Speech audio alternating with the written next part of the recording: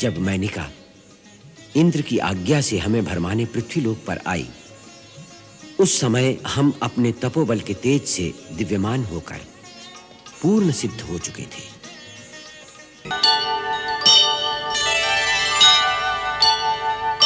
वो पहले आक्रमण करेगा या हमारे आक्रमण की प्रतीक्षा करेगा? उसने जो व्यूह रचना की है उससे पता चलता है कि वो सोचता है कि पहले आप आक्रमण करें, जिससे आपकी शक्ति और संगठन का पता चले। उसकी व्यूह रचना कैसी है? लंका के पूर्व द्वार पर उसने सेना के सहित अपने पुत्र प्रहस्त को रक्षा के लिए नियुक्त किया है। दक्षिण का द्वार महाबली महापार्श्व और सेनापति महोदर के संरक्षण में है, और उसने विशेषतः अपने महापराक्रमी पुत्र इंद्रजीत को पश्चिमी द्वार की रक्षा का भार सौंपा है, और स्वयं रावण गुप्तचरों के प्रधान शुक और सारण आदि राक्षसों के साथ उत्तरी द्वार पर डटा हुआ है।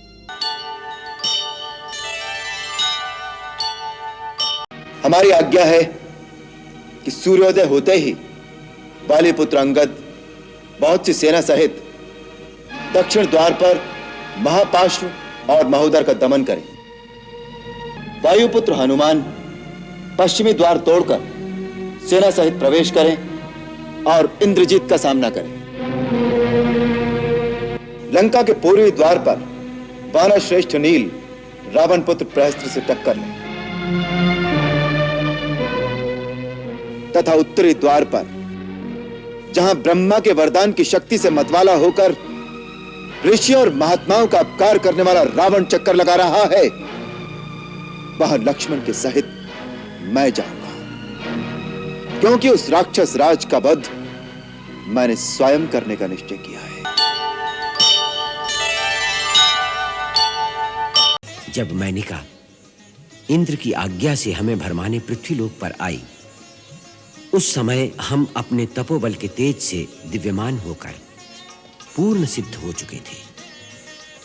उसी कारण हमारे अंदर बहुत अहंकार था कि हमसे बड़ा अब कोई नहीं।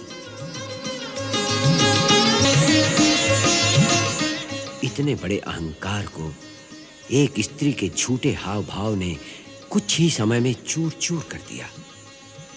हम सब कुछ समझते हुए भी नारी शरीर के मोह में फंस गए, और उस एक ही क्षण में हमारे तप का सारा तेज क्षीण हो गया।